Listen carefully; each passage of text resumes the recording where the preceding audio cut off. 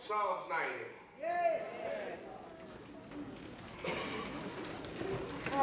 We honor everyone in respective places.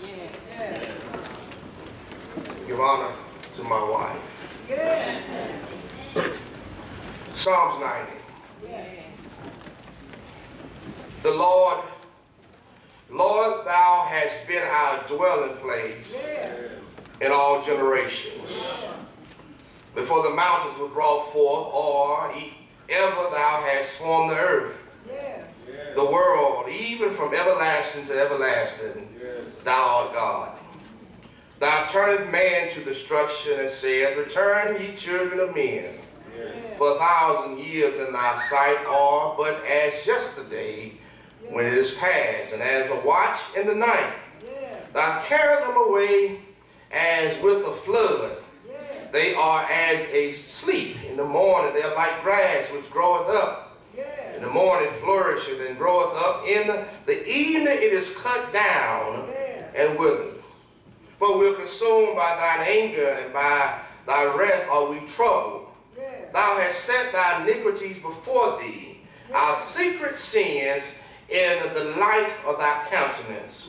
For all our days are passed away in thy wrath. We spend our years as a tale that is told. The days of our years are three scores years and 10. And if by reason of strength they may be 4 scores, yet is their strength, their strength is labor and sorrow, for it is soon cut off and fly away. Who knoweth the power of thine anger? Even according to thy fear, so is thy wrath. So teach us to number our days, that we may apply our heart unto wisdom. Return, O Lord, how long? And let it repent thee concerning thy servant. O satisfy us early with thy mercy, that we may rejoice and be glad all our days. Make us glad according to the days wherein thou hast afflicted us, and the years wherein we have seen evil. Let thy work appear unto thy servant, and thy glory unto their children. And let the beauty of the Lord our God be upon us, and establish thy work of our hand upon us. Yea, the work of our hand establish thou it. God is still God.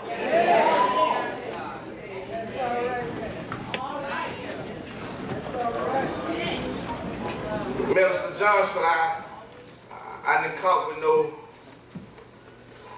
a lot of Greek this morning, Hebrew. I struggle with English.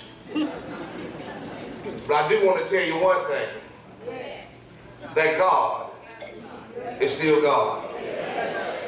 Dr. Caleb, despite what it looked like in our society, despite over 30 lives that had been shot and gunned down, and I said, despite the layoff and the trials and tribulation we face every day, Brother Johnny Brown, I want to tell you this morning that God is still God. Friends that was once with you walked away, family have let you down, and you seem like you're all by yourself. I want to encourage Brother Adrian this morning to remember and never forget that God is still God. You may have trouble to the left, trouble to the right, weeping in your eyes, but despite how bad it may get in your life, encourage yourself in the Lord and say, I know that God is still God. People may let me down, but my God will never leave me. People may walk away from, but God said, never forget me. I wish I had somebody in time of trouble. I still know that I got a God to call on. They try to work God out of our schools, work God off our job, work God out of our nation, but it was God that formed the nation. How can you work a God out of something that he created? I wish I had somebody here know that God is still God. If the sun is still in the sky and the dew still on the ground, God is still God. He's such a God that he can cause thousands of acres to burn on the west coast and heat and rain to fall on the west coast, and they can't stop one another. God is still God. He's such a God that it can be cold in Detroit and we wear short us in Miami. Something ought to convince this world that the God we serve is still God. If he was good yesterday, he's still good right now. If I could pray in school, pray on my job, pray in our society, and it kept us, and we realized as soon as we took God out of everything, trouble is everywhere. We can't go to sleep without locking our doors, bars on our window. But I wish I had some believers here. Say, I don't have money to put bars on my window. I cannot put an alarm in my house. But when I call on God before I lay down, I say, as I lay me down to sleep, watch over me. God will take care of you. Do I have anybody here that know God is still God? Your children mess up, you mess up, but God still pick you up, turn you around, place your feet on solid ground. Despite what you're going through right now, God is still God. I know you're tired of going to the hospital, visiting the cemetery, but God is still God. Moses in this writing here, as he prays to God, as Moses has wandered through the wilderness 40 years, not living in the best places, living under tent, worshiping tabernacles. Despite the Red Sea experience, despite Pharaoh on his tail, he still can say the Lord has been our dwelling place. I wish I had somebody here that knows it seems like you got Pharaoh behind you and the Red Sea in front of you and trouble on every side, but you still got enough faith to believe that God is still our dwelling place. Do I have anybody here that know where you stay is just your residence, but God is your dwelling place? I want to highlight here for you today, Deacon Roland, not only should God be in us, but we should be in God. That's how Moses was saying. Now we talk about having God down on the inside of us, but every now and then you ought to get up in the bosom of God and say that God is my dwelling place. He don't live in me because in me is no good thing, but I live in him because in God he supplies, make ways, open doors, provide, keeps me, protects me, provide for me. I wish I had some believers here that know God is still God, because sometimes I let myself down, sometimes I disappoint myself, but I got a God that's unchanged. I got a God that if I spend 1,000 years with him, it's yesterday when it's gone. I got a God that know all the stuff that I work for down here. It's like grass that grows up and when it's all over, it's withered and gone. But my God, he's the same today, yesterday, and forevermore. I wish I had about 10 believers here. No, it was God that has kept me. Yes, you wrote the paper. Yes, you walked across the stage, but God has kept you in your right mind. So Psalms 90 is a psalm that Moses wrote. It's called the prayer of Moses, the man of God. And every now and then, Brother Mike, every man of God should have some prayer time with God. Every now and then, you ought to just stop out your busy schedule. I know you got to work your 40 hours, spend 10 hours on Facebook, you go through the community, wash the car, cut the yard, and clean the house. But every now and then, you take some time to talk to the Lord. And as Moses was talking to the Lord, Deacon George, he said, the Lord has been thy dwelling place. Not just right now, but it kept my forefathers. What bothers me about the society we're living in right now, we act as if God had done that for us already. I wish I had some believers here that refuse to work God out your life. Because if God has done it before you got here, God is doing it right now. How do you know God done it before I got here? Before the mountain was even formed, God created the earth. Before there was a mountain, before there was an earth, there was a God. If God was here then, Sister Clark, I know he's here right now. If God is able to separate the night from day, divide the water, separate the sea, and call a greater light the sun, and lesser light the moon, God can take care of my light bill. God can take care of high blood pressure, suppress my cancer. I wish I had somebody here that knows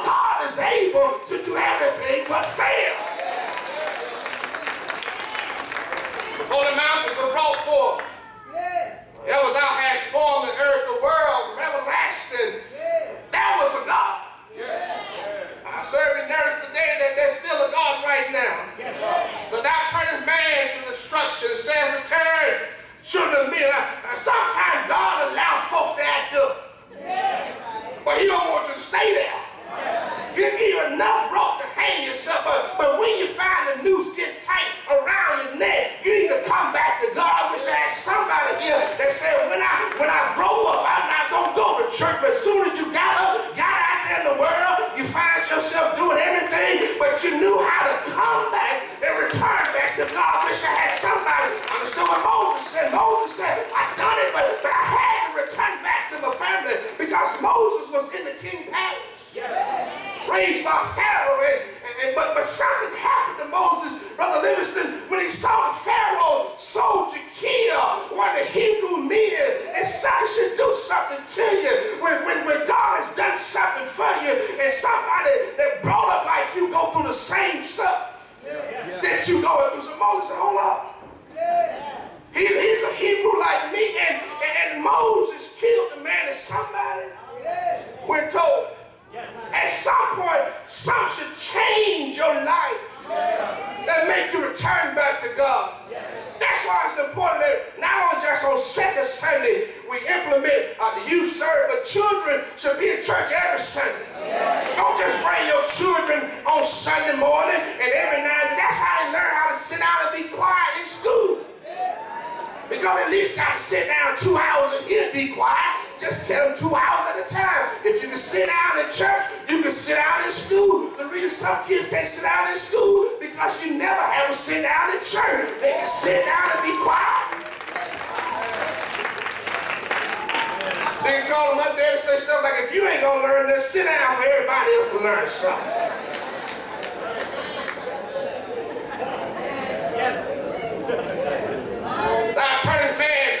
This world is turning us to destruction.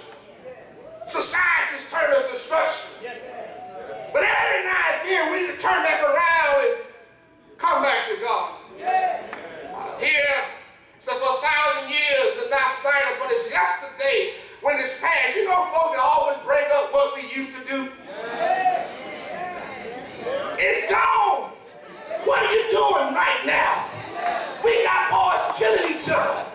We got men marrying men. We got women marrying women. We got over 30-some folks shot dead in some battle. Forget about yesterday. What are you doing right now? We got boys with pants around their ankles. We got girls with skirts up to their thighs. What's what we're doing right now? I don't care about the 1,000 years that's past and gone, but what about right now? Because of that, the society we're living in, it says, thou carried them away like a flood. They are asleep. Don't you know it's like folks ain't paying attention to what's going on? You know, it's like they sleep. It's like a flood that came and it just washed us away. You got to make folks praise God. God doesn't heal your cancer, you sitting there. God kept you out of jail and you sitting there. God kept that man from coming home while you was at his house and you sitting there.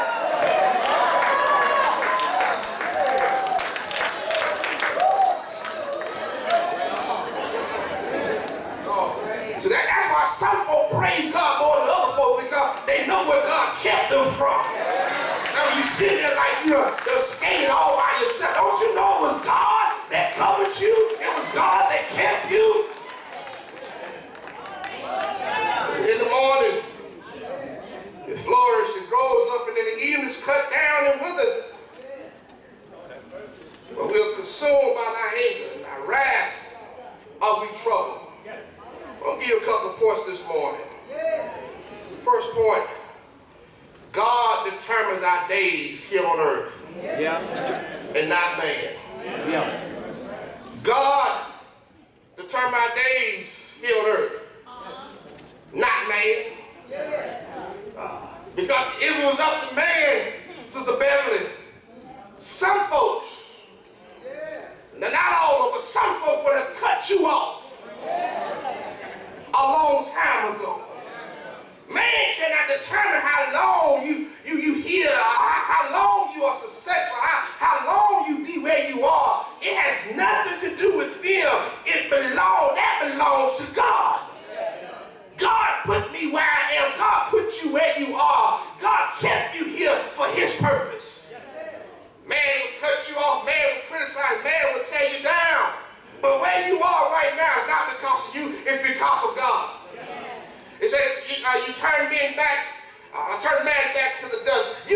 turn nobody back to the dust. Because it was God that reached down into the dirt and formed man, and then out of his own breath, he blew life into his body. And when God get ready, he'll turn you back to the earth. You can't be counted out until God counts you out. So while you're there, still give God a praise. Trouble come to try to tear you down. Trials try to come to tear you down. But I'm here.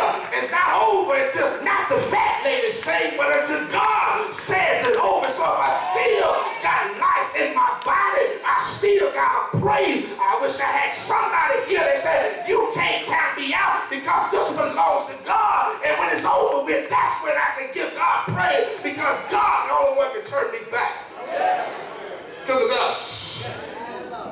So the sound harsh, but I'm glad Deacon Scott, man, ain't got nothing to do with it.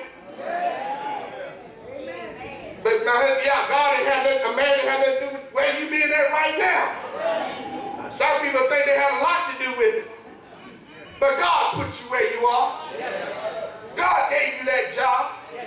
Don't let your boss look at you funny, remind you who hired you. Tell him, I know who hired me. He sits high and he looks low.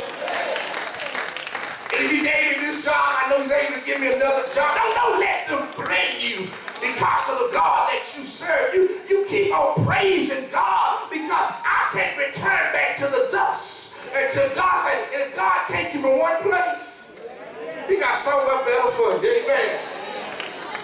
We have to accept the fact that men will eventually die unless the Lord come back first. We got to understand that's the reality. Just as sure as a man live, we shall surely die. But there's some folks that was in good health that left here while folks with bad health still hanging on. I don't want to bring up nothing, but my first person that I visited when I came here was Sister Margaret Johnson. And I was buried almost 50 folks. And Sister Johnson still freaking the hospital every now and then. So don't look at your situation and think it's the end, because it's not over until God says it's over. God determines your destiny. God determines your days. It has nothing to do with man. That's why I thank God that he's God. Because man will switch up on you.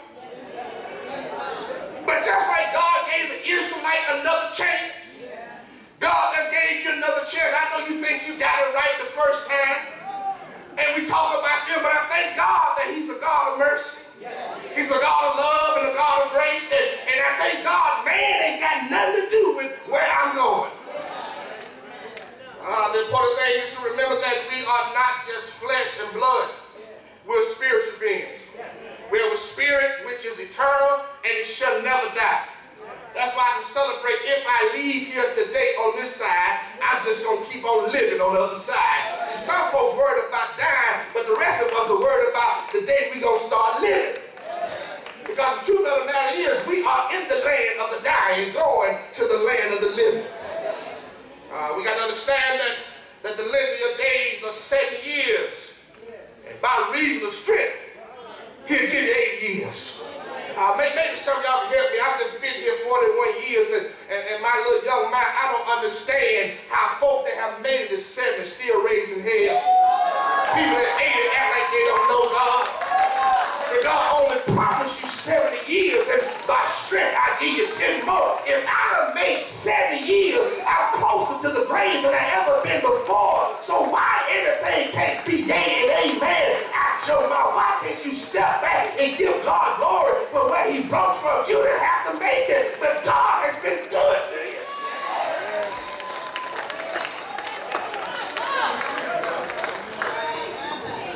The length of your day, 3 score is 20.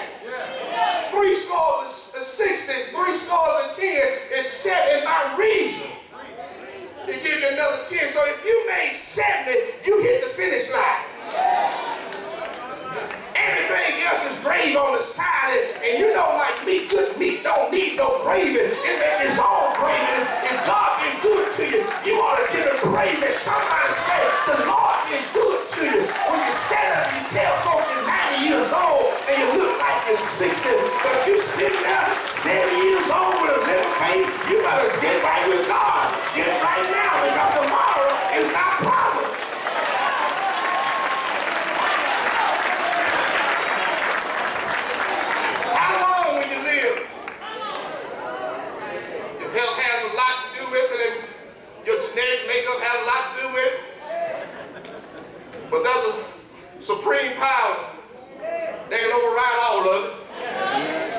There's folks with good health, never smoked a cigarette, never drink, exercise every day, fall dead in their 40s.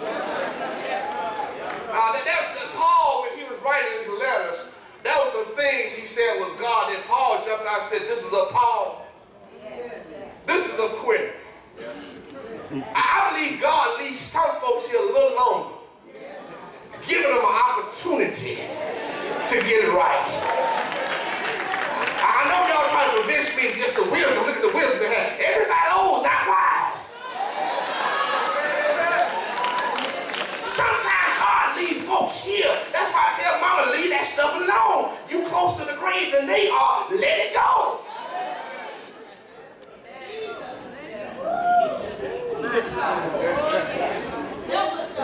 1 Peter 3 and 10 says, for whosoever will love life and see good days must keep his tongue from evil and his lips from deceitful speech. You ain't got to pull out a 38 or 9 to kill folks. But sometimes you can kill folks by that little old thing in your mouth. You can determine how long people be where they are. Quit trying to kill them with your mouth and begin to spend a little time on your knees. If you old and still got good knees, that means you ain't spent enough time over. It should hurt when you get off your knees because you don't spend the rest of your life praying.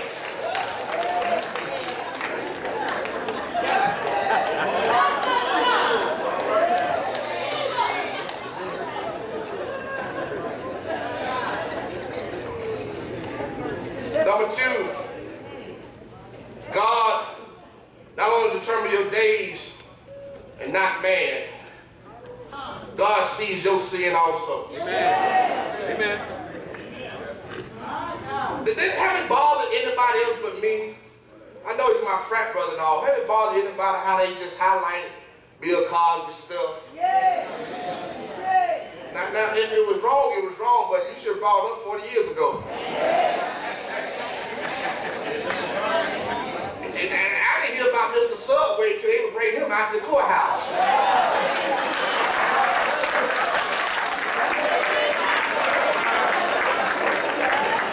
And after they made a plea bargain, and he admitted, Bill Cosby never admitted, never found guilty, but he done admitted, you didn't hear nothing about it. They come bringing Mr. Jared, Mr. Lose Weight off the sub sandwich at the courthouse, and I'm like, I didn't know he had stuff going on because they're too busy talking about Bill Cosby stuff happening 30, 40, 50. Listen, if it happened 30, 40, 50 years ago, and if you left it alone then, leave it alone right now.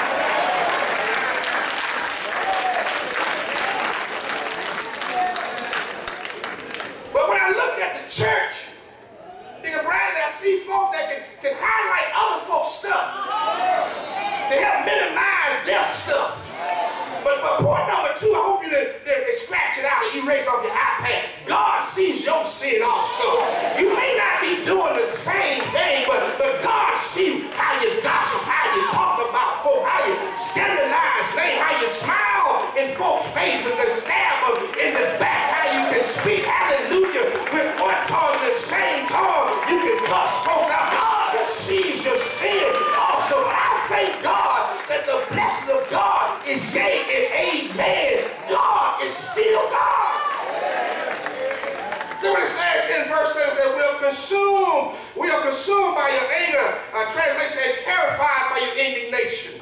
You have set our iniquity before you and our secret sin in the light of your presence. The stuff that you've done in the dark is brought to God's light. Folks may never find out about it, Deacon Brian, but when you stand before God, yes, sir. I wish I had a witness here. Yes, that y'all thank God that God kept your sin a secret sin. Y'all keep on shouting with the rest of the stuff.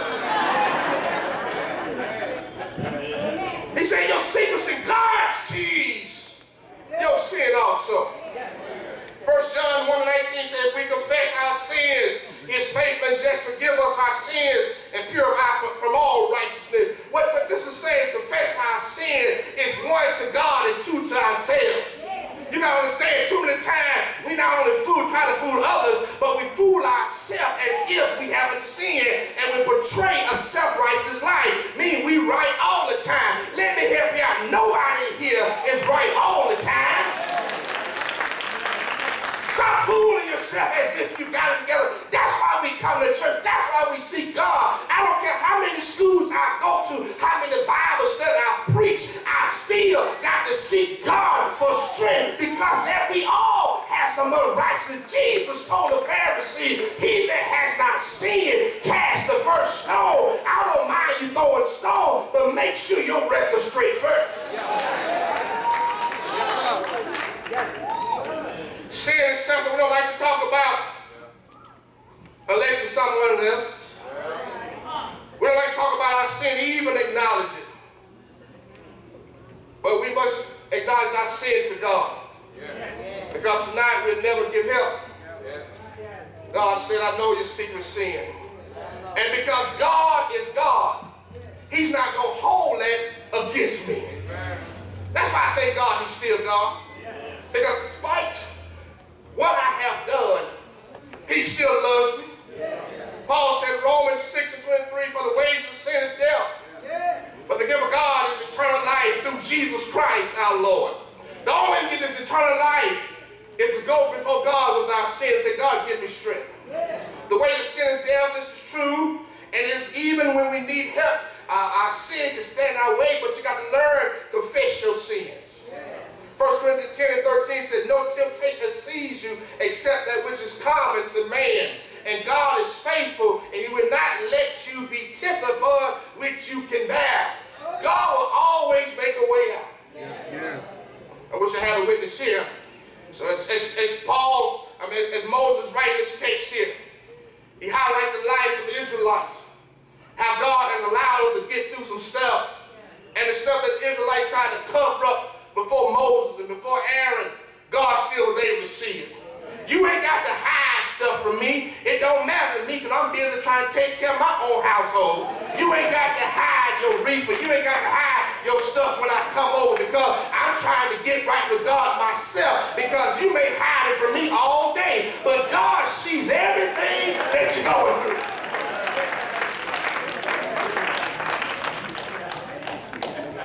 And be careful who you talk about folks to. You don't know who like who you talking about. I found out out there in Macedonia, Little Wissy, Georgia, I couldn't talk about nobody because I didn't know who was kin to who. They may not be kin to them, but they may be fond of them. Be careful how you talk about folks on your job, how you talk about folks in the community, because it may have a tendency to get back to them. So God only determines your days here. God sees your secret sins also. But number 3, God still demonstrates a level of compassion for his children. God still, Sister Sarah, God still demonstrates a level of compassion for his children. Everybody loves their children. And as a parent, sometimes you have to chastise your children. Have to whoop your children, but you still love them. 13, verse 13, it says, we said verse 13, it says, return, O Lord, how long? And let repent thee concerning thy servant. O satisfy us early with thy mercy, that you may rejoice and be glad all our days. And it said, make us glad according to the days wherein thou hast afflicted us, and the years wherein we have seen evil. The days that we would have messed up, you still show us mercy. Just like your children messed up, and just like you messed up when you was a child, God will still show you mercy. And I thank God that he has compassion for his servant, even though we deserve death. But God demonstrates his compassion and love to his children. And see, that's enough to give God a praise. See, when people say, I thank God for his grace and mercy, some of you just think about today, but some of you are thinking about years past, what what you used to do, how God can kill you when you was in the midst of what you're doing. He said, I love you enough that when you come back to me, I'm not going to hold it against you. That's a God that I'm talking about. I'm talking about a God that'll bless you when you don't deserve blessing, pick you up when you should have been down. I wish I had at least 10 folks here that understand that by his mercy, we still can praise God. Say, let thy work appear before thy servant and thy glory unto thy children. That's some stuff that God would take you through and bring you out of, and your children and people around you don't even know that you've been through what you've been through. What are you trying to say, Reverend? I'm trying to tell you, some of you look so good. You look like you had it good all your life. You've been through nothing at all. All you need to say, I don't look like what I've been through because of God's mercy. Do I have anybody here that know it was God that kept you in your right mind? It was God that made a way for you when the world tried to count you out. I'm glad I got a God that'll show compassion on his servant. Sometimes I'm down, but despite how low I get, I still have a praise. And if God is God in your life, you should still have a praise. Do I have anybody here that know God is God in your life? You may not have money like everybody else has, but you still know you got a God. You may not drive when other folks drive, but your God is still God. You may not have the health care, Blue Cross or Blue Shield, and go to the doctor whenever you feel like it, but you can fall down on your knees and call on Dr. Jesus. I wish I had somebody here that remember the days before there was emergent care, before there was immediate care. You would go to Big Mama, or you would go to Mama, and she would say, come here and bring the anointing oil and let me pray for you. Matter of fact, go get some castor oil and I'll give you a little bit of this. It'll make you better. It wasn't the castor oil that made you feel better, but when Mama prayed for you, I don't know if it stopped, but I couldn't feel it no more. Don't you know God is still God? You can take expensive prescription medicine and still feel bad, but when you call on Jesus, I wish I had some believers here. When you call on Jesus, you don't even realize that you're feeling better. You running faster, you jumping higher, you doing things that you couldn't do because your God is still God. Muhammad was lost in Cairo. Buddha has never been found, and Confucius can't help you out, but God is still God. How you know he's God? Because he's still making a way for folks. He's still open blinded eyes. He's still providing for folks. I wish I had somebody here that knows he's God, because you remember where you came from. It's good to talk about Paul and Silas. It's good to talk about Shadrach, Meshach, and Abednego. But about 10 of y'all here that say I'm a witness, because I can remember when I could tell my ups from my down. But because God is still God, he made a way for me. I got to tell you one more thing. And I got to tell you, see, take my seat. I know he's God because he told his son to go down through 42 generations, preach Jesus, and tell them about the kingdom of God. I want you to open blinded eyes, heal the sick, give me 12 disciples, and tell the world to go ye therefore and teach all nations and baptize them in the name of the Father, in the name of the Son, in the name of the Holy Ghost. And when it's all over, I'm going to bring you back up to heaven. And Jesus went down, but God didn't tell him all he had to go through, because sometimes if God tell you what you got to go through, you'll take your seat, but God would not put more on you than you can bear.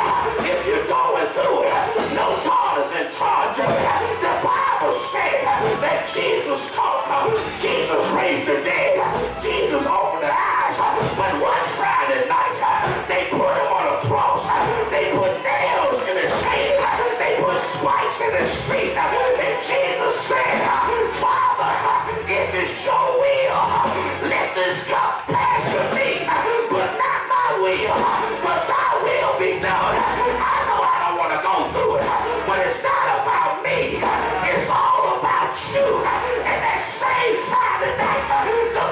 Bible say, not Morris. The Bible say he died. Anybody know he died? He died that Tremont can live for God. He died that we may be forgiven. And he went down to Joseph Barber's grave, and he stayed there all night Friday night. He stayed there all day Saturday. He stayed there all night Saturday night. But early on Sunday morning, he got up with all power in his hand. And because he got up, we should love one another. Because he got up, we should forgive one another. Because he got up, we need to let the church be the church. Because the church is changed. God is still God. He's still loving us. Why can't we love each other? Dr. Jerry was right. We got men that's alive, but they got dead clothes on. What are you saying? We look like church, but we act like Satan. I just want to know who's your daddy. Because if God is the head of your life, you don't care what she done to you. You still need to love her. It don't matter what he done to you. You still got to forgive him. Because God is still.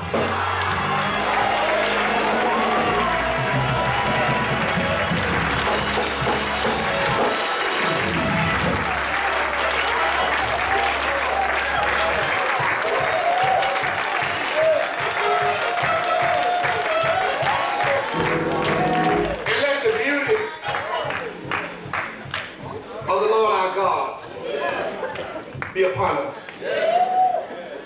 God has not changed. But Sister Faith, we have. God put us in this world that he knew it was going to be infiltrated with sin. Paul told him we live in perilous times. God put us here to be the light of the world. Not for us to fight against each other. When we stand before God, when we have a good case, when we say, well, Sister so-and-so, she got on my nerves. It's not about your agenda. It's about kingdom building.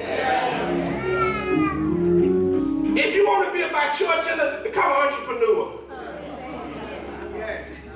God already started this business. And because he's the master builder, we just got to be those that have a mind to work. The church is not going to change, Sister Richardson, until our mindset change. The definition of insanity is keep doing the same thing, but expecting different results. At some point, the church got to change. If it's not working, stop. We can't keep doing stuff to please folks. Yes, sir. Yes, sir. We can't just keep doing stuff because somebody don't like the decision. Yeah. We got to do what's right according to God.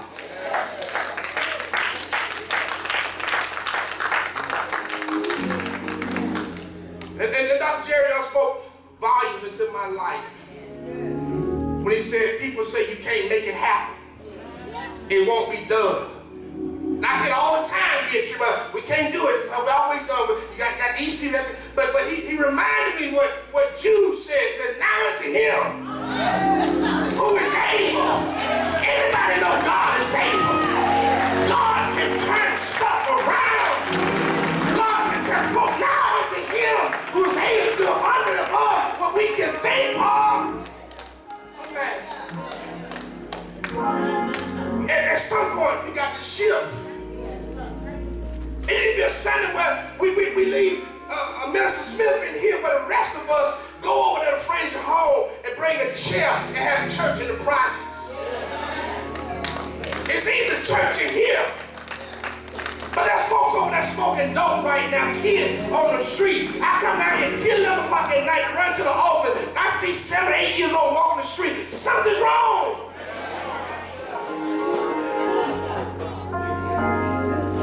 We got to shift, y'all. See, in the 20th century, coming to the early 21st century, everybody's in church.